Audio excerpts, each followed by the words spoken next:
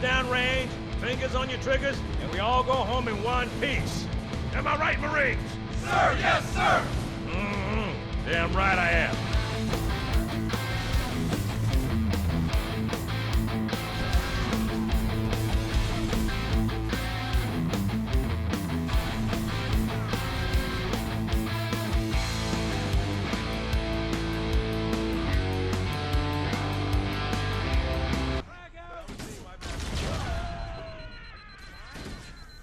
The Master Chief is often known as the saviour of humanity, but I want to find out just how much of humanity he can actually save. In this video or series, depending on how long it takes and how well it goes down, I'm going to try and complete the original Halo campaign without a single Marine dying. So I'd originally recorded this video as a live commentary, however upon review I've decided that the commentary is horrific even by my standards. In an attempt to save the video, I've taken the clips and will be voicing over the highlights of my experience. Mission 1 is called the Pillar of Autumn. To start things off, the humans are under attack from the Covenant, a fairly common theme within the Halo series. Captain Keyes gives the order to wake up Master Chief, and this crew member gets the zoomies. I went through the unskippable control tutorial, and within minutes I failed the challenge as this crew member is gunned down. Looking back, he really didn't do an awful lot to prevent his fate.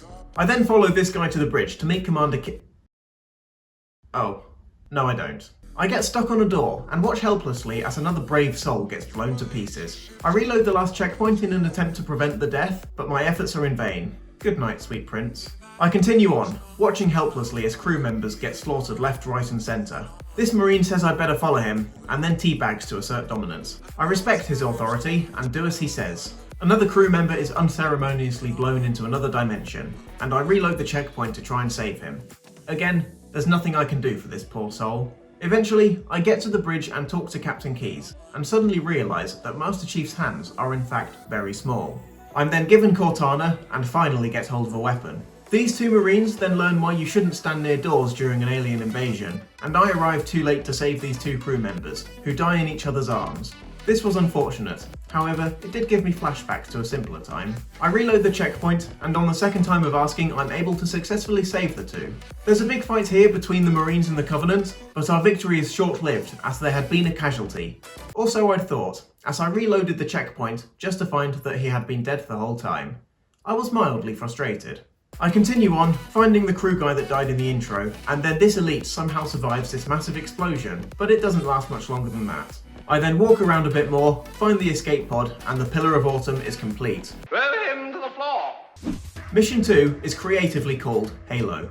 It starts with the escape pod crash landing onto the Halo ring. All of the Marines in the pod are killed on impact. This is sad, but at least I won't have to look after them for the rest of the mission.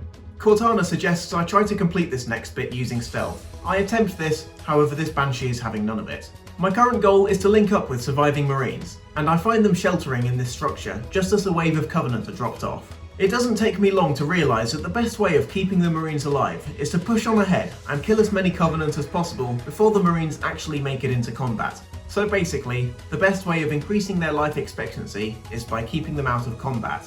Who would have thought? We finish off the remaining enemies, and a Pelican drops off a Warthog for me to get to the next group of survivors in. I crash because I'm bad at driving, and one Marine tells the other that it's over because he has the high ground. I then find a bridge, kill some Covenant, press a button and cross the previously mentioned bridge, and make my way to another structure sheltering more Marines. I intentionally threaten to drive off the cliff to keep the Marines on their toes, and then my gunner learns the dangers of injecting too many unwashed needles into one's body and promptly dies. I commemorate the occasion in a way that any self-respecting 12-year-old might, before reloading the checkpoint. On my next attempt, I park the Warthog behind this wall to keep the Marines out of trouble, and go to kill off the enemies on my own. Apparently not all elites dream of a life fighting for the profits, as some would clearly rather pursue a career in modelling. I want you to draw me like one of your French girls. I link up with the one crew member that was here, which was a surprise as I thought there would be more. I do a sweep to make sure there are no corpses, and lo and behold, there is a dead Marine just mocking me on the ground. I reload the last checkpoint to try and save him, but the checkpoint had saved after the fight had been won. I would have to restart the entire mission, but before that, I threw a grenade at him. Boom. I get back to where I was off camera. This guy has beef with the wall, and I go to try and save these guys in the bunker. To my delight, I find that this guy in the bunker had been dead all along. I go to kill off some more Covenant before heading back to the bunker. On my way, I make a slight misjudgment, condemning the three of us to life as a pancake on the ground below. The survivors then come out of the bunker and are whisked off to safety by the Pelican. The two loyal beasts and I make our way to the third and final group of Marines, encountering more Covenant on the way.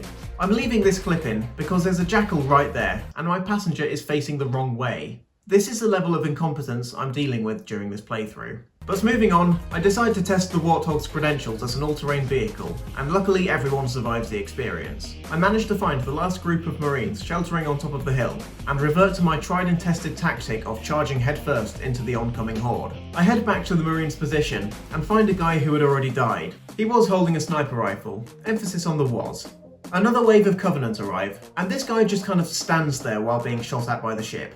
Just why? What are you?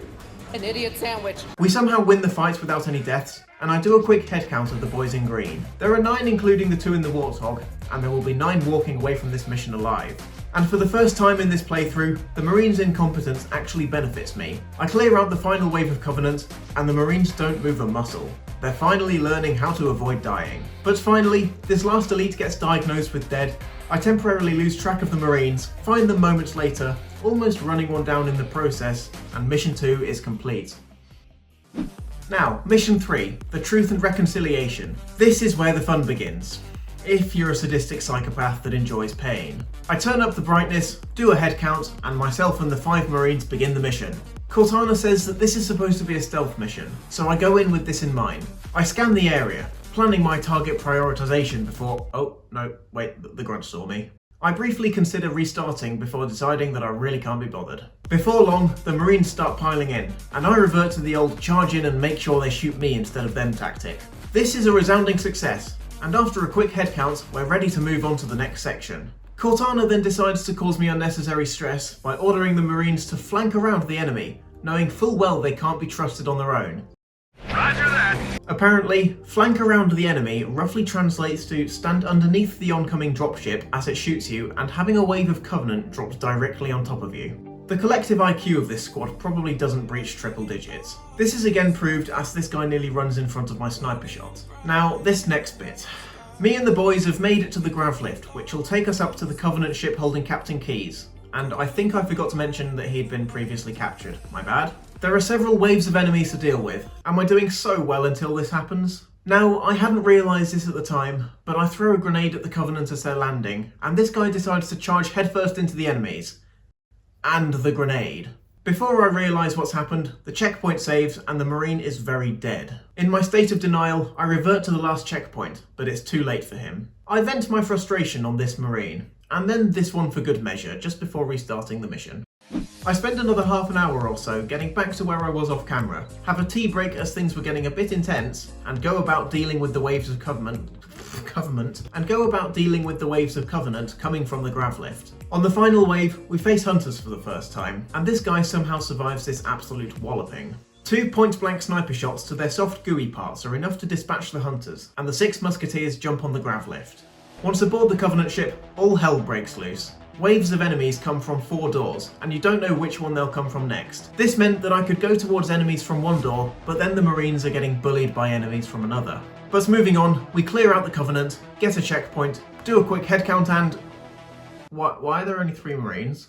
I do a sweep and feel a deep sense of despair as I see the lifeless body of a Marine strewn across the floor. And then another. I originally didn't know how they died, but let's rewind and listen to this clip very carefully. I have deduced that one Marine blew up the other with a grenade. I'm beginning to see why staff turnover in the UNSC is so damn high. It's rewind time. But anyway, I soldier on, restarting the mission and getting back to the Covenant ship off camera. I think the Marine that I'd taken my frustrations out on earlier sees his chance at vengeance and promptly blows me up with a grenade. You little sh**. After this little mishap, we clear the room without any more issues, and I feel a surge of dopamine course through my body as the Marines say that they'll hold the position while I clear out the next room alone. Praise be. I clear out the next room and go to open the door to let the Marines through.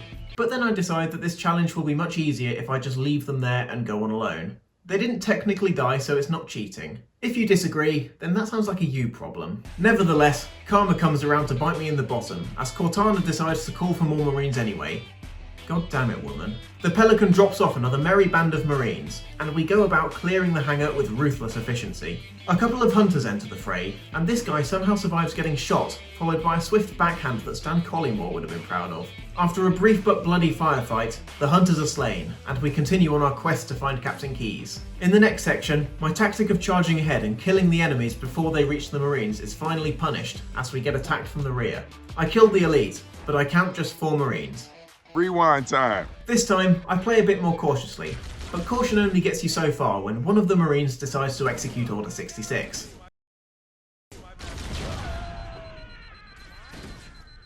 I'll play it for you again in slow motion, because it's just glorious. Oh boy, here I go killing again. Moving on, we clear out the section, and the happy little conga line continues. More Marines try killing each other, but despite this, we get through without any more deaths, and the Marines very kindly decide to stay behind while I go to save Captain Keyes. I finish off the guards, this Marine tries to kill my CPM, and we save Captain Keyes. So far so good, and it's now up to us to find a way off the Covenant ship. Marines, let's move. The Marines have some beef with the window before turning on each other again, and we get back to where I left the Marines before. I think they must have despawned when I went to get Captain Keyes, as there's no sign of them, but I'm not counting that as deaths because I don't see no bodies. We kill the last of the Covenants, press a button, and after quite the slog, truth and reconciliation is complete. Mission 4 is to silence cartographer. We have to find a map to the Halo control room or something. You start by taking control of the landing zone alongside 9 Marines. 9.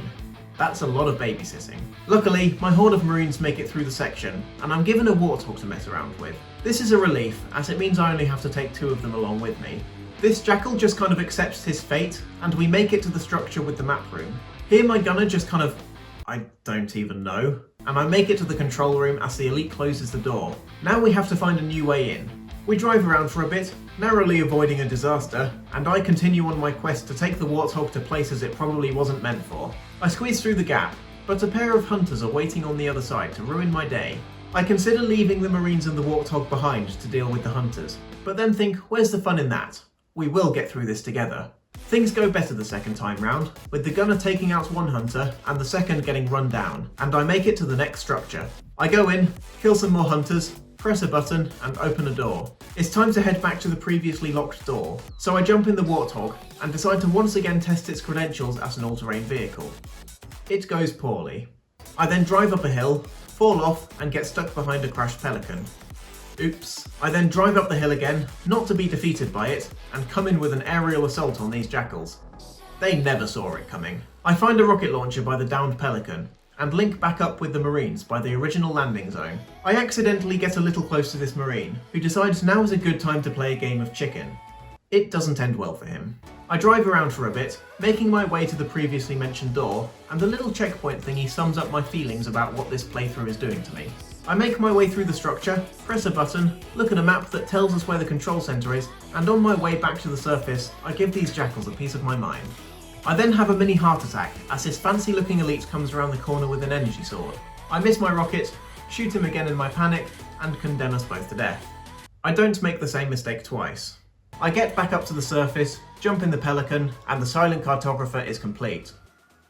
Mission 5 is called Assault on the Control Room, so you can probably tell where we're headed. I kill off some Covenant, and then just kind of walk off the edge for no real reason. Sometimes my genius is... it's almost frightening. Moving on, I walk over a bridge and knock this powerful looking elite off the edge with a plasma pistol shot. I left this in because I found it funny. I then enter this big open area, where I find some Marines that are in a bit of a pickle. I decide that the Wraith is the biggest threat to them and go to take it out, but I hadn't realised that vehicle boarding was only introduced in Halo 2. I learned this the hard way. I decide to nab this Ghost from the elite driving it, but get killed as it brushes me slightly, and on my third attempt, 2 Marines get blown up by the Wraith. I finally manage to get the Ghost, and then just kind of drive in circles around the Wraith, shooting it until it explodes like a Karen who's just been told to put on a face mask. I find a rocket launcher, get in the Warthog, and then bin off the Warthog as I find a Scorpion in the next section. We have a very close shave as this elite nearly squashes a few Marines, but I get in the tank, drive around doing tank things, and then just about save these Marines from an untimely death. Still not sure how they survived that, or why they're following on foot. We then find another bridge to cross, but a foot marine takes one too many plasma rounds, so we have to go back a checkpoint. We clear it out on the second time of asking and get across the bridge, but by now, one of the marines is looking very fragile. My front right passenger then gets absolutely rogered by an elite, so back I go. Then not much happens for a while, this guy insults my driving, then these hunters come out of nowhere, and I lose another marine to something. The second time round, I'm a little more cautious, and it pays off. I then find some more marines at the bottom of the valley. On my way to save them, I take a shot at some Covenant. Except it wasn't Covenant. It was in fact the marines that I was going down to save. Back we go. I drive into the valley, and a Covenant dropship comes in to attack us. But that's the least of my worries, as a hunter picks off my top left passenger from range. I take them out on the second attempt, but the dropship proves to be a challenge as it attacks from above and cannot be destroyed. So when it attacks the weaker marine, there's not much I can do. My last two brain cells then combine to formulate a plan. Well, it's the tried and tested plan of leaving the marines behind to deal with the enemies. It hurts me to leave the Scorpion, but it works, as the dropship targets me instead of them. The Covenant are dropped off at the top of the valley, and I don't actually have to do very much here, as the marines swiftly dispatch the oncoming enemies. It seems that when you can get enough of them together, the marines really can be a force to be reckoned with. I get back in the tank, and then feel sad as I'm forced to leave it behind almost immediately. I assert dominance over an invisible energy sword elite by whacking him to death, and then Cortana actually decides to help me out by telling the marines to hang back while I deal with the Covenant. I take out the guns, and the marines come on over to the extraction point. I would just like to take a moment to appreciate the sheer magnitude of this flock of marines that I've managed to gather. Has a force of this magnitude ever been assembled on Halo before? This truly is what this challenge is all about. I bid the brave boys in green a teary, heartfelt farewell, and then continue on into the structure in search of the Halo control room. Then not much happens for a while. I clear out some rooms with Covenant, then a bridge with Covenant, then some more rooms with Covenant, then another bridge with Covenant, and then guess what? Another few rooms of Covenant. The word Covenant is starting to lose meaning. I then find myself free of the rooms and bridges, and I'm told to get in a Banshee to get to the next bit. This elite doesn't get the memo, and he gets in the only available Banshee, and then I just kind of die in a more pathetic fashion than the Night King. Next time I'm successful, getting in the Banshee and flying to the next area. I press a button, kill a load of enemies, press another button, and I'm in Halo's control center. Cortana discovers the truth about Halo, decides against sharing that information with the Master Chief in favour of shouting at him to go and do stuff, and assault on the control room is complete. And that's where I'll finish the video, as I've reached the halfway point in the campaign and it's already starting to get a bit long. If you've enjoyed this video, please let me know and I'll finish the campaign. Otherwise, we'll just forget this whole thing ever happened and I'll just order Chris more pterodactyl wings or something. Thank you all so much for watching, and I'll see you again later.